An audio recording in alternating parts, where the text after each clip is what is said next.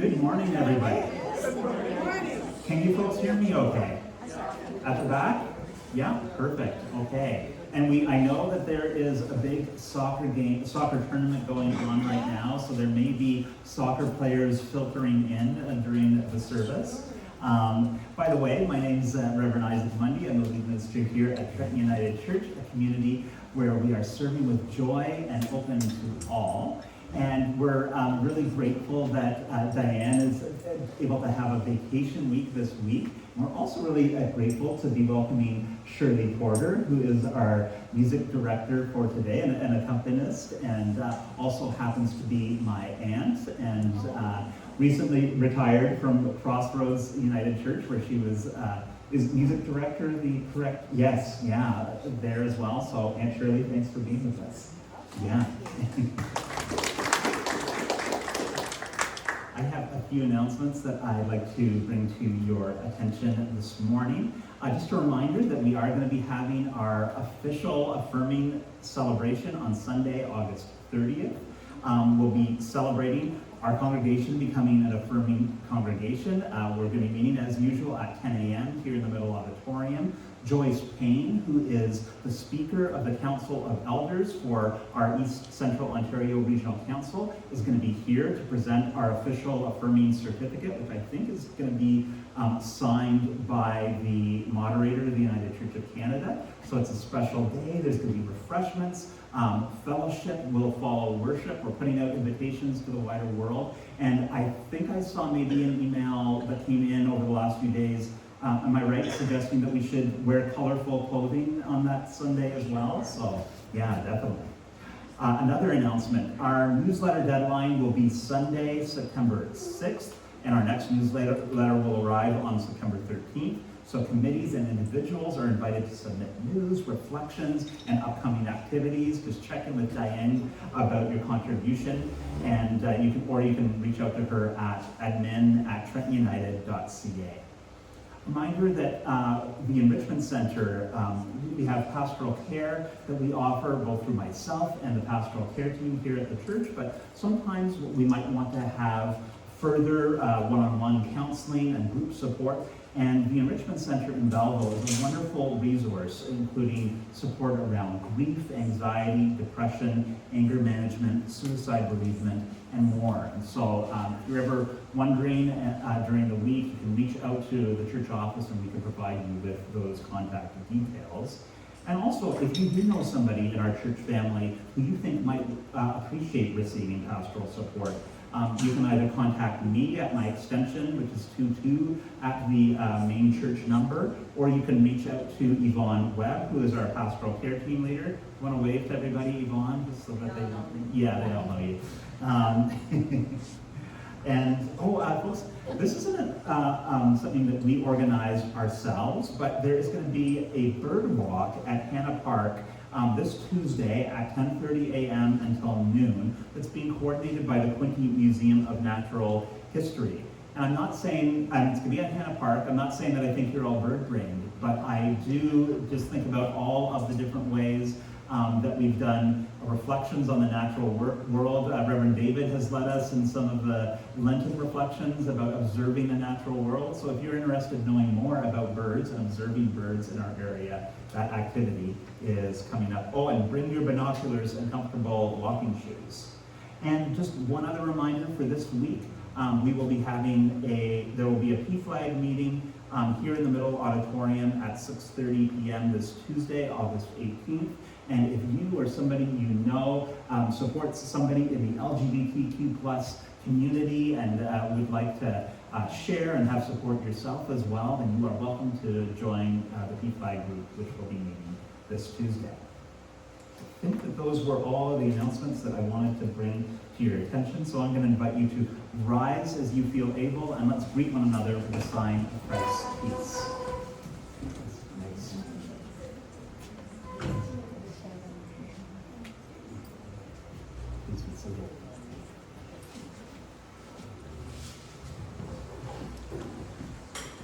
Friends, we acknowledge with gratitude that we gather on the traditional territory of the Huron-Wendat and the Anishinaabe and the Haudenosaunee peoples. Together, let us work towards truth, reconciliation, and respectful relationships. And we're going to take a moment now to join in our Christ Candle prayer of discernment. So your parts will be in bold. Spirit of wisdom, when controversies stir anger in me, slow my judgments. As we light the Christ candle, what am I being invited to notice? Whose humanity have I overlooked? Where am I tempted toward fear, contempt, or cynicism? Am I more interested in winning than understanding? Am I defending the name of God while forgetting the neighbor who bears God's image? Show me what faithful love requires. Perhaps today it is speaking, Perhaps listening. perhaps defending someone's freedom, Perhaps reconsidering my own assumptions. perhaps Simply refusing to mock. Give me one small act of faithfulness through which your generous kingdom may become a little more visible. Amen. Let's sing.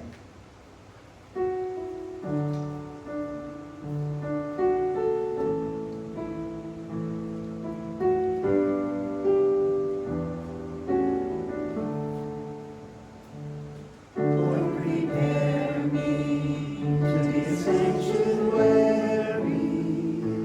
pure and holy, tried and true. With thanksgiving, I'll be a living sanctuary for you.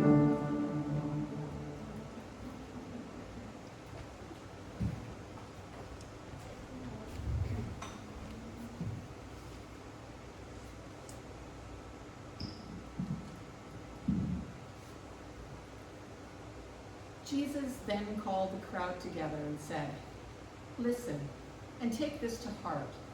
It's not what you swallow that pollutes your life, but what you vomit up." Later his disciples came and told him, "Do you know how upset the Pharisees were when they heard what you said?" Jesus shrugged it off. "Every tree that wasn't planted by my Father in heaven will be pulled up by its roots. Forget them. They are blind men leading blind men. When a blind man leads a blind man, they both end up in the ditch."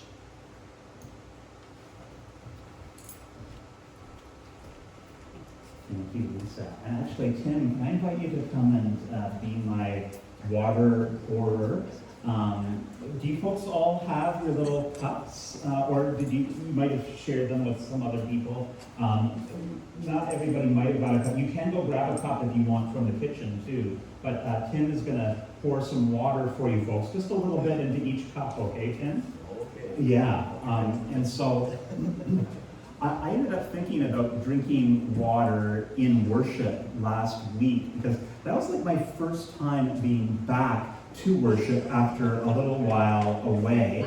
And I was actually feeling a little bit, my voice was a little bit more strained because it had been a month since I'd been doing public speaking. And so I ended up feeling like, I'm not really able to project as much as I can. But something that was really nice that ended up happening, do you remember when we all came up to get the tools from the front of the church?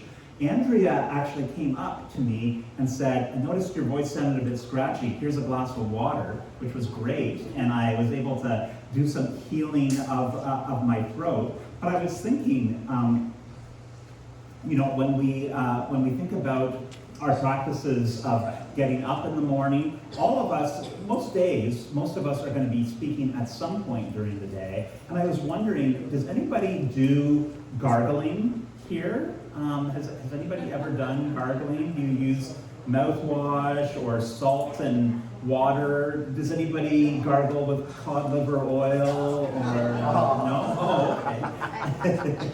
All right. Now, I guess if you're gargling just with water, you kind of have to make a decision about whether you're going to swallow it or whether you're going to spit it back out afterwards. And so, kind of like what we were talking about in the scripture passage, right? I mean, I don't know if I've ever quite heard a version like the one that Lisa read for us in terms of either swallowing it or vomiting something back up, but it's definitely memorable in terms of that translation. And so what I was thinking is that maybe we could practice, and I'll do a demonstration. I think I've decided that I'm going to actually swallow the water instead of spit it back into my cup, but I'll leave it up to you in terms of what you want to decide. But I'll just do a demonstration, okay, in terms of gargling, because it can be nice for the voice. So I'll...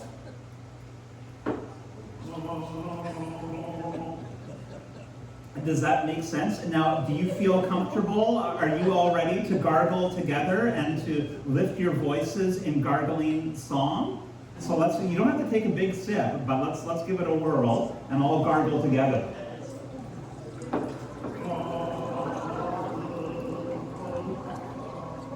Okay, now you can decide whether you want to sip or spit out. How many people decided to spit? Oh, okay, how many people actually swallowed their water? Oh, okay, all right. So maybe we have some lessons to learn then from Jesus in terms of what we decide to either swallow or spit or vomit back up. I don't think that Jesus was necessarily completely talking just about gargling or even about literally wanting people to barf things up. I think that what Jesus was ending up talking about, though, was, and we can go over to our next one, is sometimes we just need to be able to start with the sound.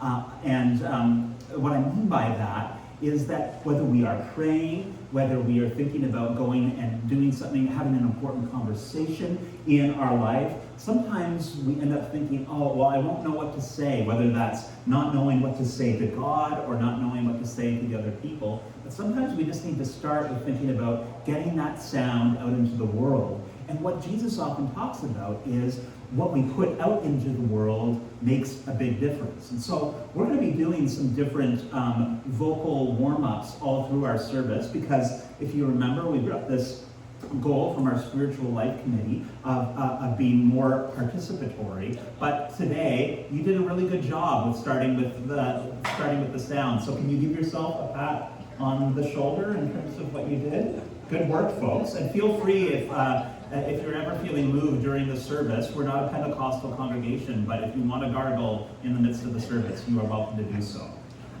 Great. Okay, well, we're going to have an opening hymn of For 1,000 Tongues to Sing. So I'll invite you to rise as you feel able to sing that hymn.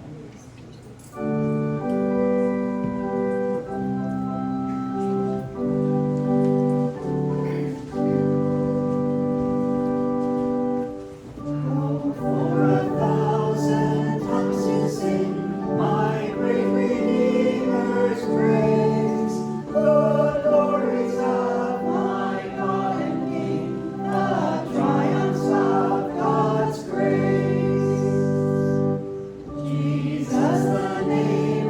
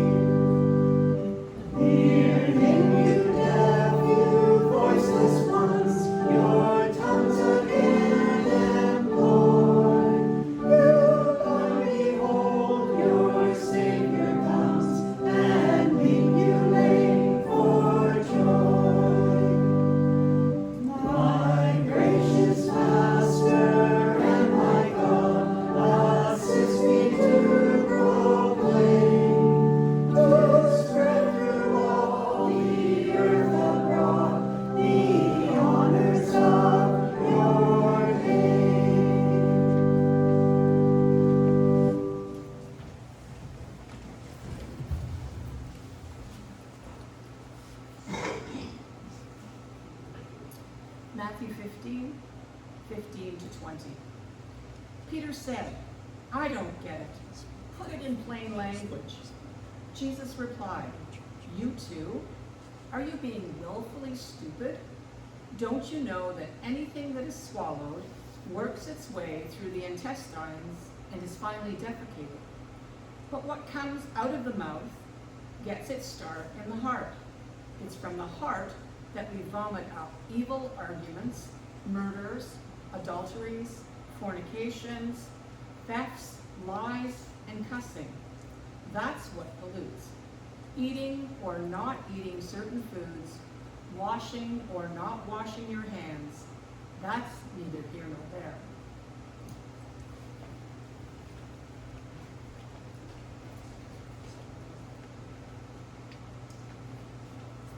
Okay, so folks, you did a good job in terms of the gargling to start things out. If you didn't have the chance to gargle, it's okay, but I'm hoping we can all get involved in this next vocal warm-up. And have you ever done the vocal warm-up of Mommy Made Me Eat My M&Ms? No. Is that, no? Oh, okay, all right. Well, can you just repeat after me? Mommy made me eat my M&Ms. Mommy made me eat my M&Ms. Perfect, okay. And actually, you know what, Aunt Shirley, I forgot to tell you, but could you play a C chord for me just to start out? Okay, yeah, so it's Mommy made, no, sorry. Actually, can you just, yeah, perfect. Mommy made me eat my M&Ms. Mommy made me eat my M&Ms, yeah. Mommy made me eat my M&Ms. Mommy made me eat my M&Ms. Mommy made me eat my M&Ms. Keep going. Mommy made me eat my M&Ms. Mommy made me eat my M&Ms. Mommy made me eat my M&Ms. Mommy made me eat my M&Ms. Two more. Mommy made me eat my M&Ms.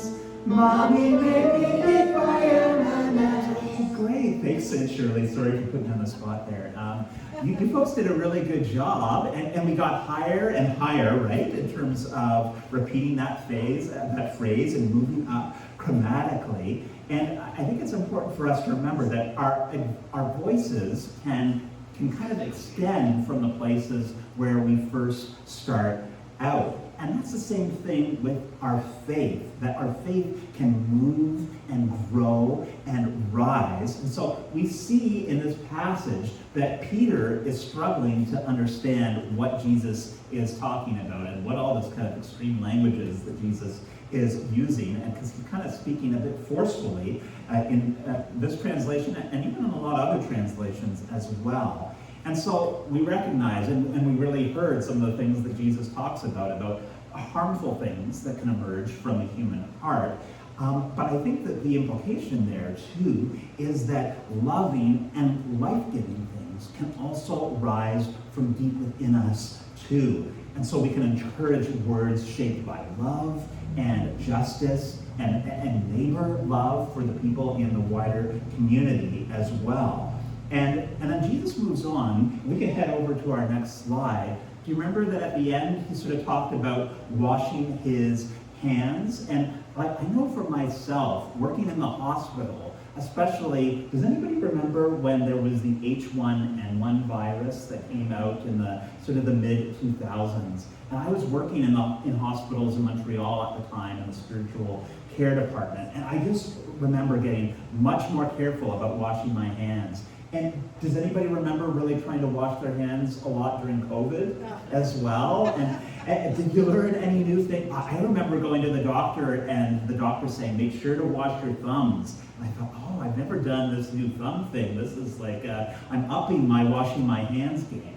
And so when Jesus is talking about washing his hands, I'm not thinking that when he says, oh, you don't have to worry about this so much, I don't think that he's saying that he doesn't want us to be healthy or that we all need to stop washing our hands. But I think maybe what he's talking a little bit about is thinking about in our life of faith, in our life of wholeness as people in the world. A lot of the time, we inherit different things, right? Does anybody remember, did anybody's parents teach them how to wash their hands? Or their teacher? Anybody else teach you how to wash your hands? Yeah, okay. And so those are all good things, but then we might learn new things as we go along. And I think that maybe this is what Jesus is trying to get at, is we have lots of inherited traditions and rules, and many of those can be life-giving, but it doesn't mean that those things need to be limits for us. And so maybe Mommy did make us eat our M&Ms, but that doesn't mean that we can't grow into eating all kinds of different treats. Like maybe, does anybody like Dubai chocolate? I just tried Dubai chocolate the other day, or Dubai-like chocolate. I couldn't afford the real Dubai chocolate. But it's really yummy. So Jesus is inviting us into these places of growth and saying, okay, we have our baseline, but let's keep on rising and stretching forward so that we can, well, move beyond just compliance toward transformed hearts and lives. So we're going to keep on doing our different exercises. I won't put you on the spot again. I don't think it, Shirley, but that was perfect. I think we're gonna sing a hymn first called "Oh, a Song Must Rise." I think we've sung this one here before, but we'll go through it and we'll sing this one together.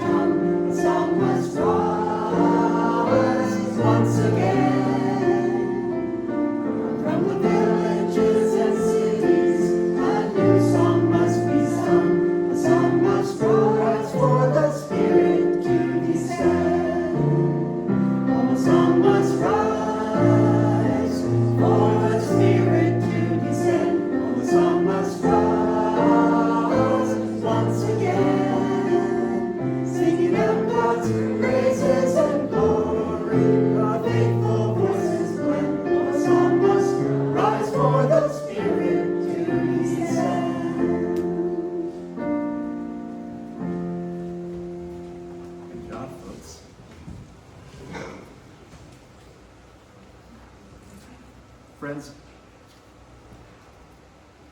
we raise our spirits, we raise our voices, we raise our gifts through lives of generosity, let us offer what we have in the service of God's life and love.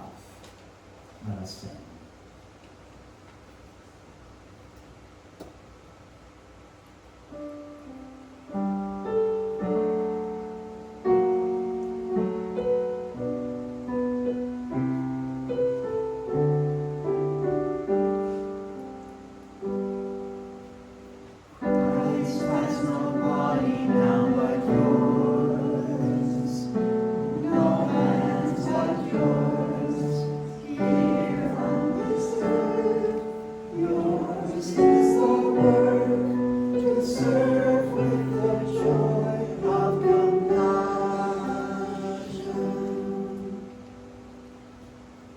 Let's offer up our prayers together.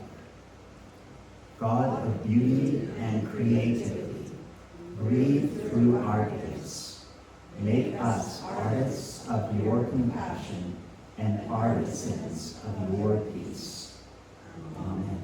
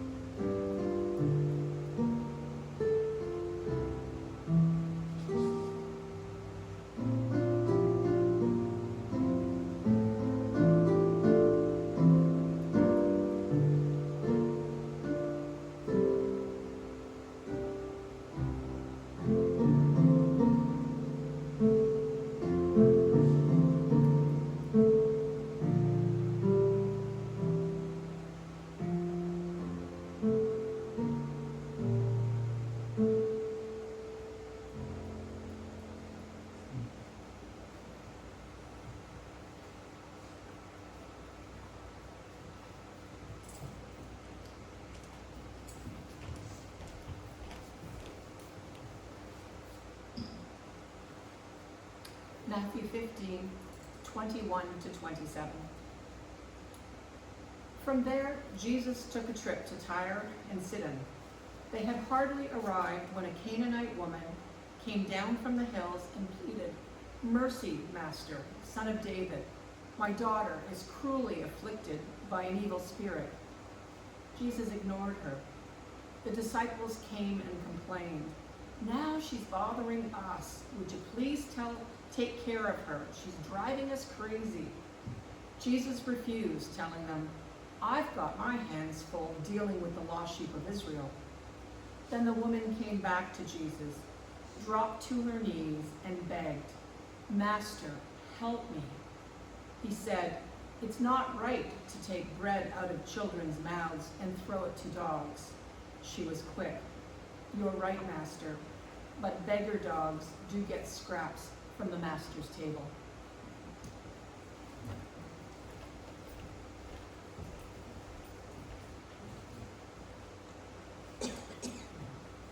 Thanks so much, Lisa, and thank you, Shirley, for your musical reflection. So folks, I wanted to talk a little, are there folks here who do yoga at different points in their day or week, or some different folks do, and for some others it might be something a little bit newer. I think that there is a yoga pose that I may have shared with you as a congregation a couple years ago, but I was ending up thinking about it again for this Sunday, just in terms of thinking of some of our participatory warm-ups, because this is something sometimes that I like to do in the morning, and sometimes you can do it where you're kneeling down. It's called a position called Simhasana, and so asana just means a way that you're holding your body or a pose, and then sim means lion. I was kind of wondering, is there a connection between Simba and the Lion King? I don't know. But basically what you do, now is everybody ready to kneel down on the floor and do this?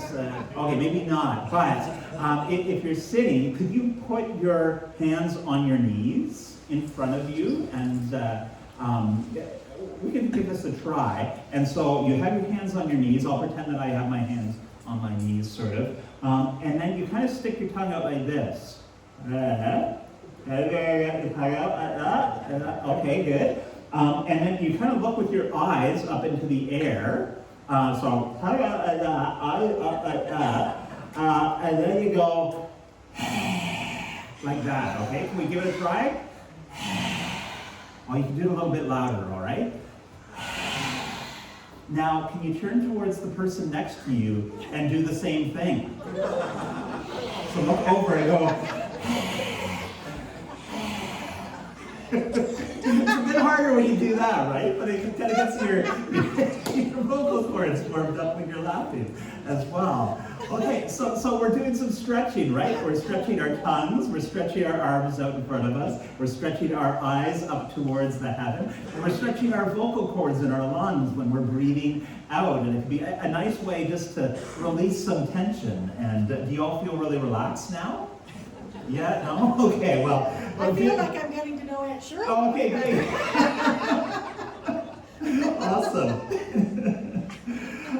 So I think kind of where I was going with all of this is that faith, too, can move us beyond our familiar and comfortable places. Maybe that felt a little bit uncomfortable turning towards the person in church and going like that at them. But yeah. And so, I mean, what I love about this story is the story of the Canaanite woman who is a foreigner. And when we hear this word Canaanite, that was often the enemies of Israel, sort of further back in their history. But she has this love for her daughter that gives her this strength to be able to use her voice and to be able to stretch beyond maybe what she was used to. And you know, Jesus and the disciples too, they're stretching beyond their homeland and moving into this neighboring country of Tyre and Sidon, and maybe things feel a little bit unfamiliar to them as well. And so we see this stretching back and forth between all the different figures. And you know, we think about back to the earlier passages when people were talking about all of these different things about, well, what did we do in the past? What do we do now? What are we comfortable about putting out into the world? And now it feels like it's kind of getting acted out in terms of people stretching into different places of maybe a little bit of discomfort. And so we hear that the woman cries out to Jesus for help. At first, he ignores her, and then the disciples say, oh, Jesus, send her away, but he doesn't respond very much to them either. And then she keeps on asking for help, and then he says, well, I came for the lost sheep of Israel. And so maybe is Jesus not ready to stretch himself at first in terms of this story? But she keeps persisting, and his language gets maybe a little bit more troubling when he compares people from other groups to dogs and thinking about little children. And we're surprised. I'm surprised when I hear this language from Jesus. But the woman who is there continues to persist, and something beautiful is about to take place. And actually, we can move forward to that image of Jesus being there and a woman from a very different tradition and the disciples, but they are all getting stretched out of those places of where they're used to being. And so her words stretch the conversation beyond its original boundaries, and her voice opens up the possibility for something new.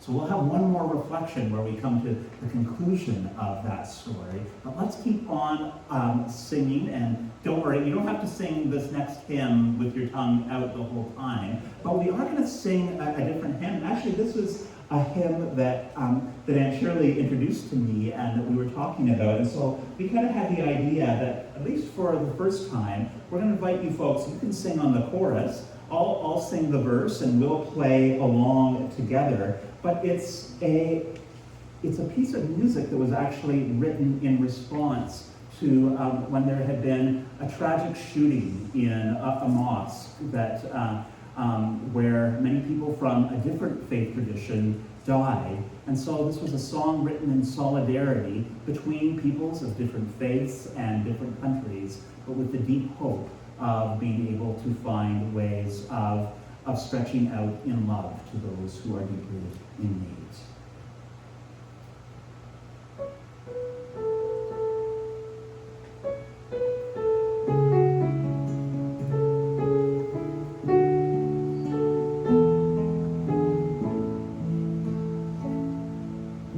Love over hate, our sacred song, sing in our hearts, our voices strong.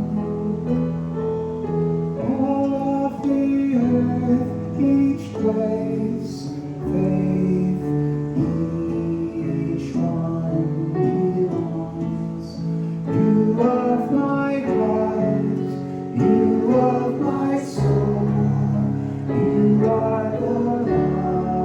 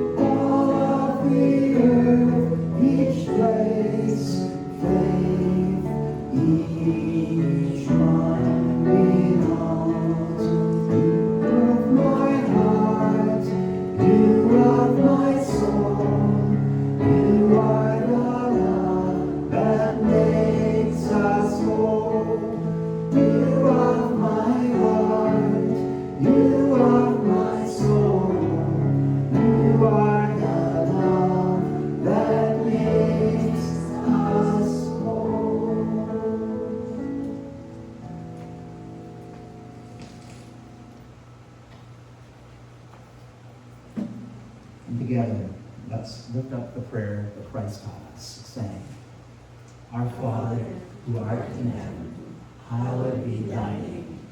Thy kingdom come, thy will be done, on earth as it is in heaven. Give us this day our daily bread, and forgive us our trespasses, as we forgive those who trespass against us. And lead us not into temptation, but deliver us from evil. For thine is the kingdom, the power, and the glory, forever and ever. Amen.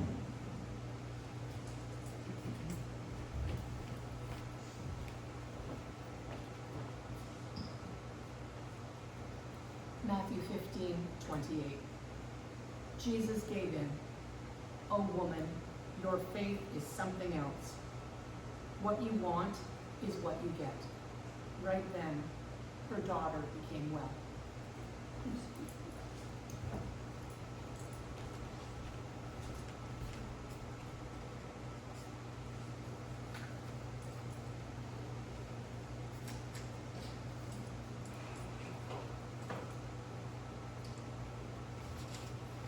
Okay, so folks, you have done the gargling. You were quite good at the gargling. You did the rising scales, which was really great too. And then we did the Simhasana, the lion pose, which was excellent and laughter-inducing too. I want to do one more exercise. Oh, actually, Aunt Shirley, I told you I wasn't I'm gonna put you on the spot. This time for sure, though. Actually, can we just do one C note? Okay, actually, can we all just hum that note together? Okay, and can this section over here, you folks are going to stay on the and then can we add in the third? So can you folks be the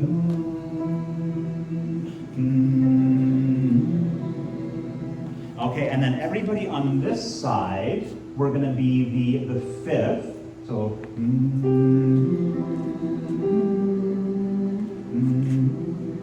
keep on humming. And then these folks are going to be the seventh note. So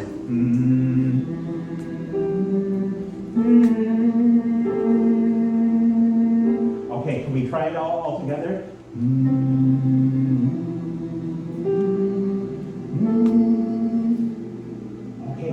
You did a C7 chord. That's really impressive, folks. You all sound beautiful. And what I kind of like about doing that exercise together is it helps us remember that we can have different notes at the same time, and it still sound really beautiful. And even when you add in that seventh that feels a little bit crunchier, it's still, for me, whenever I think about it, I always think about, did anybody listen to the song Twist and Shout by the Beatles, where they go, but it still sounds really fun and really great to be able to sing that together and to make those chords together. So very impressed with your musical skills, and thanks again, Shirley, for doing that. And what I end up remembering is that in terms of this story that we heard, that Jesus and the woman, they voiced different understandings of what Jesus' call towards healing might be. And at first, it feels really crunchy, and they are getting stretched in all kinds of different directions. There's tension that's there. But then, as her faith grows, I would say her faith grows the encounter in a new way. And even with Jesus, a lot of the time we think about Jesus being this, this unchanging force for beauty and good in the world. And I believe that Jesus is that carnation of God's unending and solid presence. But there are points in the Gospels where it even seems as though Jesus is growing in his understanding of his own mission in the world. And so that's really important for us when we think about, we're worshiping here this morning, but I heard the bells ringing over at St. George's this morning when I first arrived, and they were worshiping. There are other churches that are worshiping today, and through the week, There are synagogues in Belleville and the Muslim House of Prayer here in Trenton. And maybe we have different ways of understanding faith. And it doesn't mean that we're always going to be the same note or that we are always going to agree on every point. But we still recognize that there is that presence of truth that is there and that desire to draw closer to God and God's love in all kinds of different ways. And our spiritual voices can work together in harmony. So we might think about how at the Warming Center each winter, people from different backgrounds and different churches work together to offer hospitality. Or even when we thought about going to the community gardens that we went to this past week, there were lots of folks from our church, but then other folks from different backgrounds as well. I actually met somebody who said, did you go to a Catholic retreat 6 years ago that was a silent retreat? And we hadn't talked because it was a silent retreat, but she remembered that I had been there. And so we were there from different traditions working towards a common good. I think that that's really important, actually. We can go over to the next slide. You may have heard in the news this past few different weeks in terms of how chaplaincy is being understood in, all across the Canadian Armed Forces. And with us being a really big military town, I know different chaplains, and I know that lots of you have served in the military, and you probably know people as well who serve currently in the military too. And so there was a decision that was made, that was reported, and I thought it was too bad about how it was sometimes reported in the media, because some people ended up saying, God is being banned from the Canadian military, and you can't say the G word anymore, or you can't pray anymore in the Canadian military. But I don't think that that was what was actually taking place. And when I think about this story of Jesus and meeting with the Canaanite woman, he grew and he changed, and his disciples changed, and probably the woman's life was changed as well. And so there have been decisions made in the Canadian Armed Forces where at certain ceremonies, in order to be able to respect all the different people from so many different traditions, that there will be some times where a more general spiritual reflection will be offered. But that doesn't mean that when military funerals take place, that God couldn't be talked about if the person who passed away was from a certain tradition. It doesn't mean that chaplains can't speak and pray from their own traditions as well. What it means is that in our different institutions, we're trying to find ways of being together in harmony and recognizing that the one note that has often been there in a lot of our Canadian institutions, where we're coming from a very specific Christian tradition, we're recognizing that there are so many other groups and peoples who are coming together to work together towards a common good in our world. So that'll mean that we need to be stretched in different ways. It might feel uncomfortable at times, but it also means being able to come together and to offer up harmony where we can go about bringing about God's love in this world in new ways, in healing ways, and in ways that honor the growth that we saw in today's story, and ways where we can lift our voices, put those sounds out into the world, allow love and justice to rise within us, let unfamiliar voices stretch us, seek harmony without erasing meaningful difference, and using our voices to heal and to welcome and to serve. And I don't know about you folks, if you did hear about that story, I've been thinking a lot about military chaplains this week, and about the different roles that they need to play, and the balances that they need to find. So for our closing prayer, I'm going to offer a prayer for our military chaplains who do amazing work and who offer support to so many people who serve. So let us bow our heads in prayer. Holy One, bless military chaplains who stand at unusual thresholds between faith and institution, ceremony and grief, belief and unbelief, the living and the dying. Give them wisdom to know when to speak, when to pray, when to name the traditions that have formed them, and when their holiest ministry may simply be to remain beside another person without demanding anything from them. Do not let inclusion become emptiness. Do not let conviction become coercion.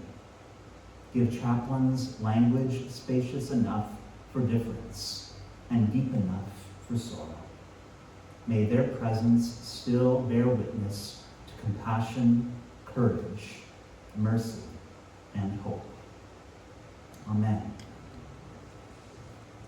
Friends, together let's sing our cozy hymn, which is number 372, Though I May Speak.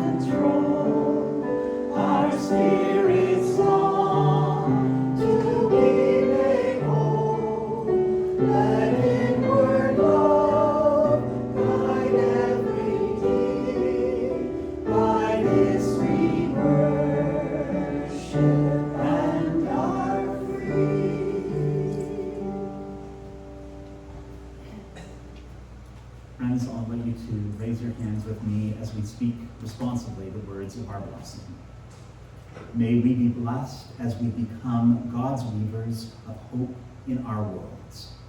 May we share who we are and what we have.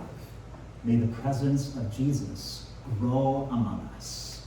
May Christ's kingdom take shape in our midst. And friends, as you go out from this place, know that your voices matter. We live in a world of deep diversity and gifts from so many people. Let us lift our voices. Let what is in our hearts rise up and change the world in the spirit of Christ's love. Go now in peace.